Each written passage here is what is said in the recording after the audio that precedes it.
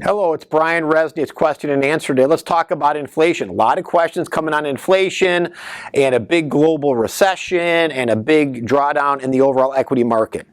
One of the things I want to stress to investors is this. We've had a number of new clients hire my firm this year, and I do want to make a comment.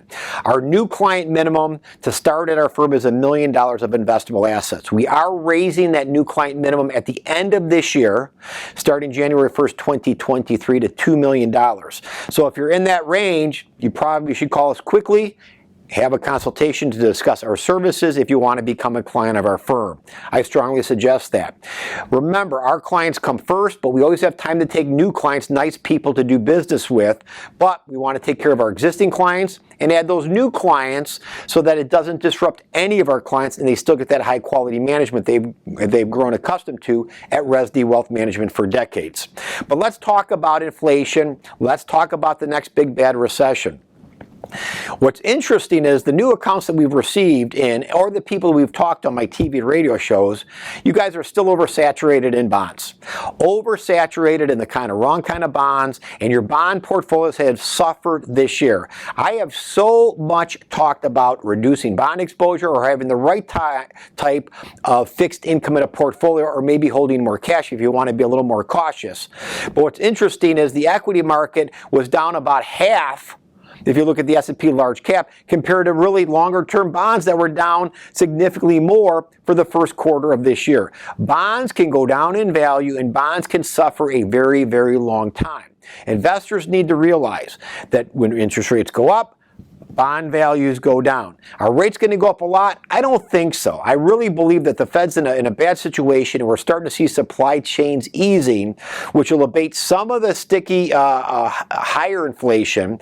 But inflation in general is going to be around for, in my opinion, a long time. Not 8% inflation, but probably 3 to 4 because of energy. Energy drives everything. Think about it. If it costs twice as much to buy diesel fuel per gallon than it did under the Trump administration, well, guess what? Your produce is going to cost more, your meats are going to cost more, everything is going to cost more because gas, diesel, oil is up significantly from 2 years ago from the previous administration.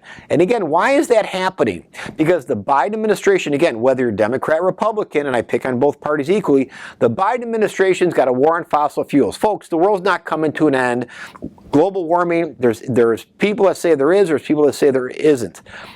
Even if you believe in it, I believe in cleaner technology too, when it's feasible. It's not feasible today. It's 2 to 4 times more costly than cheap fossil fuels, whether it's clean coal, natural gas, which is extremely clean, or even refined gasoline. The problem is you have an administration that's got bad policy, so as long as this policy continues, oil and energy prices in general are going to stay elevated, double what they were 2 years ago. So that means inflation, even when the supply chains come back in check, energy that drives everything is going to stay probably double the expense it was 2 years ago. If that's the case, plan on 3 to 4% inflation until we get our energy policy back in check. We do own oil in our investment portfolios. We have for 2 years, and it's treated our clients well. What's interesting is the big Wall Street firms are just talking about it this year after it already made its huge run.